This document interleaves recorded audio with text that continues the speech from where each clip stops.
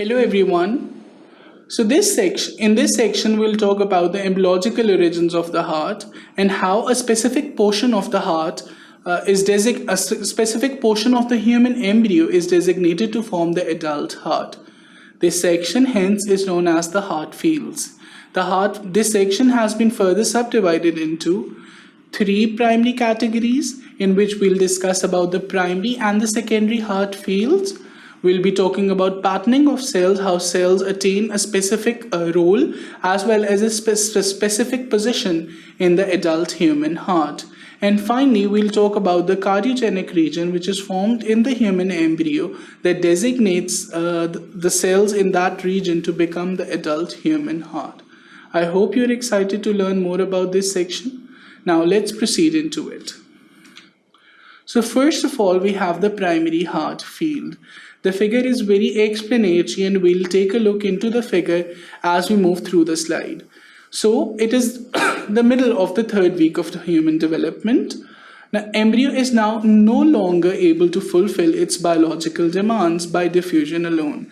So the question arises, why does an embryo need a human heart at this stage?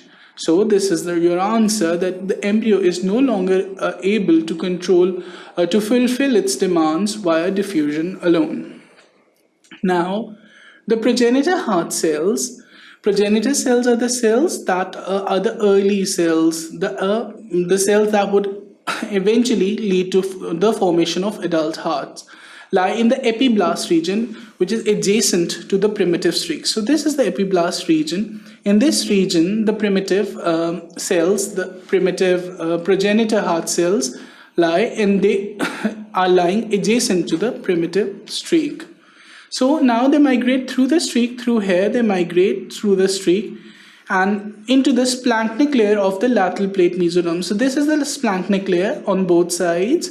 So in this layer, they tend to lie, the progenitor cells, after migrating through the primitive streak, they tend to lie in the splanchnic layer of the lateral plate mesoderm. So the lateral plate mesoderm is the most important structure when the development of heart tube has been concerned. So you must always keep that in mind.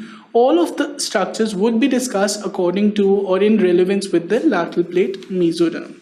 So now the migrated progenitor cells form a horseshoe-shaped cluster of cells which is known as the primary heart field. So what is the primary heart field? It is the progenitor cells that initially migrated through the primitive streak and came to lie in the splanchnic layer of the lateral plate mesoderm. They now form a horseshoe, like the shoe of a horse, shaped cluster of cells, which is known as the primary heart field. It is formed in this region, somewhat in this region. The primary heart field has been formed. So after the formation of primary heart field, let's discuss the primary heart field in a little detail. It is located cranial to the neural fold. So it is located towards the cranial end of the embryo. Now it forms the atria, the left ventricle, and part of the right ventricle. If you see in this figure, the blue ones are these are the heart tubes, which we'll discuss in a while. So this heart field gives rise to the atrial portion of the heart tube. Now the ventricular portion, this is the ventricular portion. So from the ventricular portion arises the left ventricle and a part of the right ventricle. So where does the remaining part of the heart arise from? So the answer to that question is the secondary heart field. Secondary heart field forms the portion of the right ventricle which was left by the primary heart field, and also the outflow tracts. So the outflow tracts are formed from this, as well as a portion of the secondary heart field. Again, summarizing it, we have two heart fields, the primary heart field and the secondary heart field. The primary heart field is formed by the progenitor cells which migrated through the primitive streak and came to lie in the splanchnic layer of the lateral plate mesoderm. Now, while lying in the splanchnic layer of the lateral plate mesoderm, which somehow is about in this region, so they form horseshoe-shaped cells and form the primary heart field. This primary heart field gives rise to the atrial region, the left ventricle, and a part of the right ventricle. The remaining part of the right ventricle and the outflow tracts are formed by the secondary heart fields. So it also contributes to atrial formation at the caudal end of the heart, and secondary heart field also plays some role in the formation of atria. It also resides in the splanchnic mesoderm, but it is ventral to the pharynx. So the primary heart field resided in the splanchnic layer of the lateral mesoderm. The secondary heart field also lies in the splanchnic mesoderm, but ventral to the pharynx. So now let's talk about the patterning of the cells. Patterning of the cells is a concept which makes the cells attain specific positions in the growing human embryo so that they can form specific structures within the adult human heart. So the migrating progenitor cells are specified from lateral to the medial position to form different parts of the heart. As I mentioned this earlier, these are the progenitor cells, and they are already specified by various genes, by various mediators, that they have to attain specific positions so that they can make specific parts of the adult human heart. The patterning occurs at the same time as laterality for the embryo is being developed. So the concept of laterality of an embryo means that the embryo is establishing its axis. What would be the head, what would be the tail, what would be the toe, what would be a limb, what would be a finger. So everything is being determined. A positional axis, an axis around which all the organs need to be developed, is being established.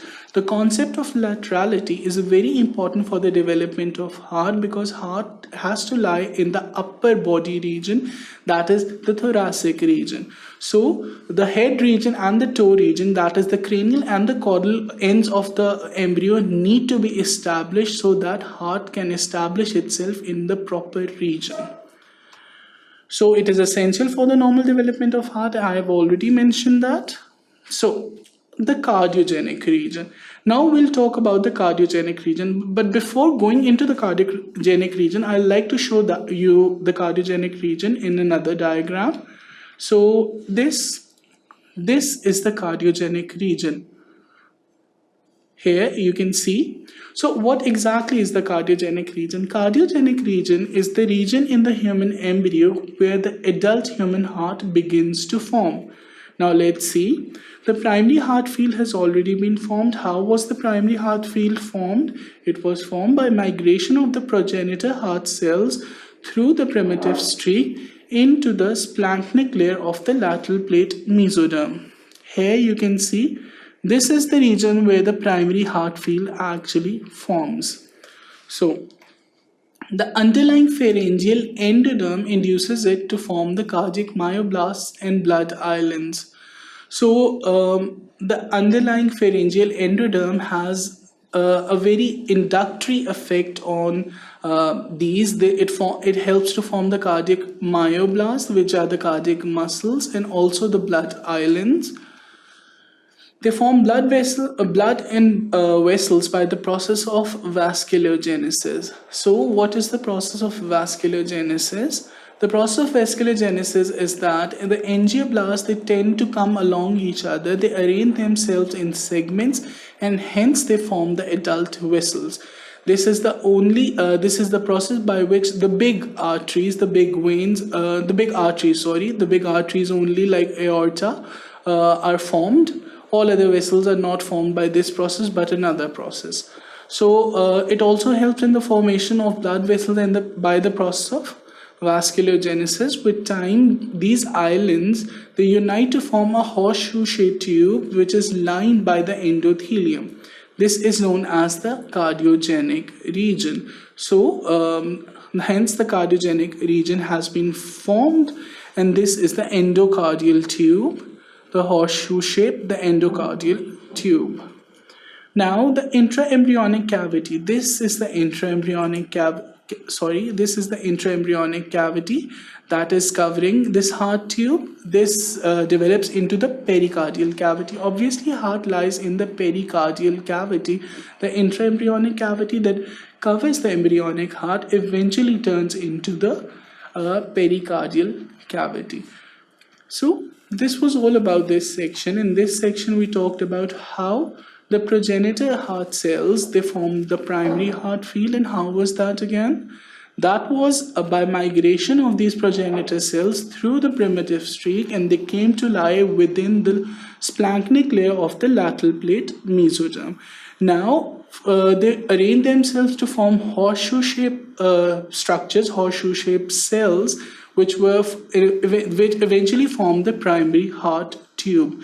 The primary heart tube gave rise to three important structures: the atria, the left ventricle, and the part of the right ventricle. The remaining part of the right ventricle and the outflow tracts were formed by the secondary heart field, which also lied in the splanchnic layer of the lateral plate mesoderm, but it was ventral to the pharynx. So we talked about how a cardiogenic area was formed, which was anterior in the anterior or the caudal region of the heart, or caudal region of the human embryo, and how it helped in the development of blood islands and cardiac myoblast. What was the effect of the underlying endothelium of the pharynx, and how it helped in the maturation of adult heart. So this was all about this section. I hope you enjoyed it. Keep watching sqadia.com.